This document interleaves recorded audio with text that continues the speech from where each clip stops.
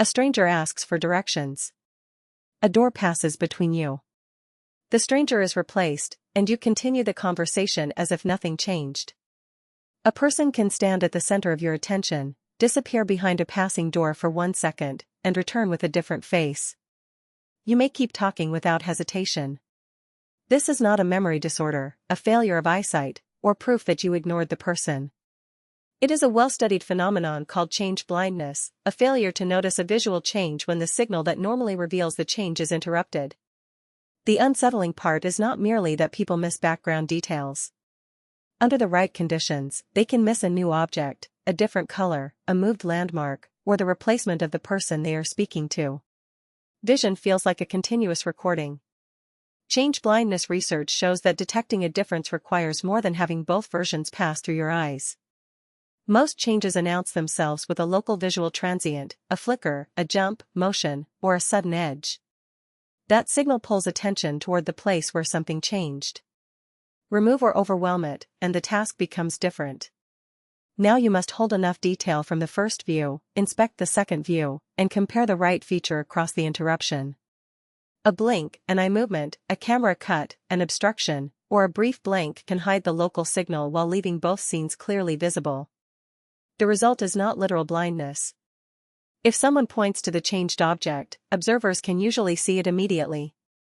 The failure lies in discovering which part of a complex scene must be compared.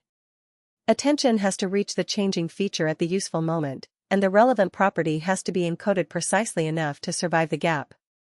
Ronald Rensink, J. Kevin Oregon, and James Clark made this failure vivid with the flicker paradigm. An original photograph alternated with a modified version while an 80-millisecond blank field appeared between them. The change repeated again and again. It could be large, an object vanished, changed color, or shifted position. In one experiment, changes to marginally important parts of scenes took an average of 17.1 alternations, about 10.9 seconds, to identify. Changes to central interest objects took 7.3 alternations, about 4.7 seconds. When the blanks were removed, detection fell to about 1.4 alternations, or 0.9 seconds. The objects had not become clearer. The difference was that the uninterrupted display restored the motion signal pointing toward the change. Valid verbal cues also sped detection, showing that the altered features were visible once attention knew where to go. It would be comforting to conclude that only peripheral details are vulnerable. Daniel Levin and Daniel Simons tested that idea with short motion pictures. Across a camera cut, objects changed at unpredictable locations, and, in other films, the sole actor at the center of the event was replaced by another person. Adult observers sometimes failed to notice both kinds of change. The camera cut created a moment of disruption, and the event continued with the same broad meaning. Attention to the scene did not guarantee that the actor's identifying features had been encoded and compared. This is the crucial distinction: attention can be necessary for change detection without being sufficient. You may attend to what a person is doing, where the conversation is going, or what action comes next while failing to preserve the exact features needed to detect an identity swap. The most famous test removed the screen. Simons and Levin had an experimenter approach pedestrians and ask for directions. After 10 to 15 seconds, two people carrying a door passed between them. During that brief obstruction, the original questioner traded places with one of the door carriers. The replacement wore different clothes, looked different, and had a different voice. Only 7 of the 15 pedestrians reported noticing the switch, the other 8 continued the conversation. The study was small, and it does not supply a universal percentage for everyday life. Its importance is more focused.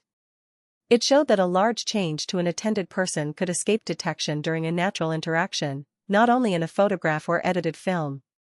The meaning of the encounter, helping a stranger find a destination, continued smoothly, while the person performing the role changed. Why does continuity of meaning matter? Perception is organized around the task in front of you. During a request for directions, the useful information may be the destination, the route, and whether the other person understands.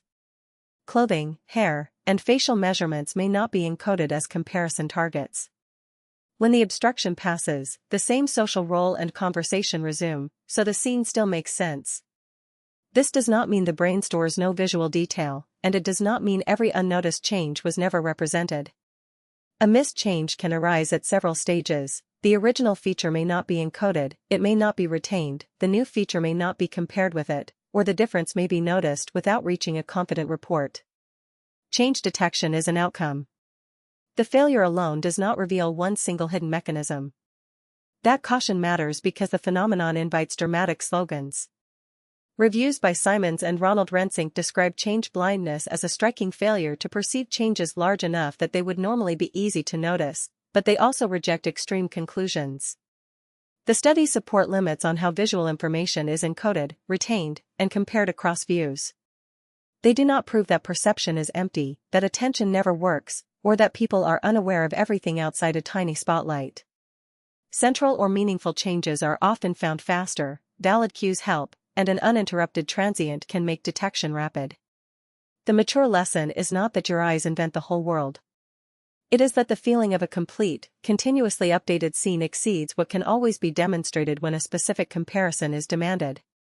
Change blindness is also different from simply failing to see an unexpected object that was present all along.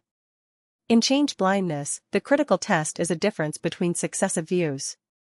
To detect it, the observer must connect information across time. That is why the interruption is so powerful. It conceals the event of change and forces a comparison. This distinction prevents the phenomenon from becoming a vague label for every oversight. Missing a replacement across a cut, blink, blank, or obstruction is the central pattern. The research also does not license judging a particular witness, worker, or driver as careless. Laboratory and field demonstrations show what can happen under specified conditions. They do not predict with certainty what any one person noticed in a different situation. The practical response is to make important changes announce themselves instead of assuming that visibility is enough. Interfaces can preserve a highlight around updated information. Editors can avoid hiding a crucial continuity change inside a cut. Reviewers can compare versions side by side, use change markers, and inspect one category at a time. These are design inferences from the attentional problem, not guarantees against every miss. They work by restoring the question that change blindness removes: where should attention compare before and after? The same principle explains why a direct cue can make an apparently impossible flicker task suddenly easy. Once the relevant location and feature are known, the change was not subtle at all.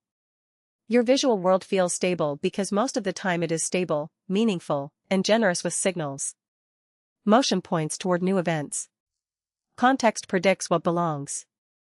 Attention samples what matters for the current goal. That efficient system usually produces a coherent experience without requiring a permanent, pixel-perfect copy of every view. Change blindness becomes visible when an experiment quietly removes the signal, preserves the gist, and changes a feature you assumed must have been stored. A stranger becomes another stranger, the conversation continues, and certainty arrives only after the reveal. The uncomfortable question is not whether your eyes were open. It is whether the right detail was ever selected for comparison.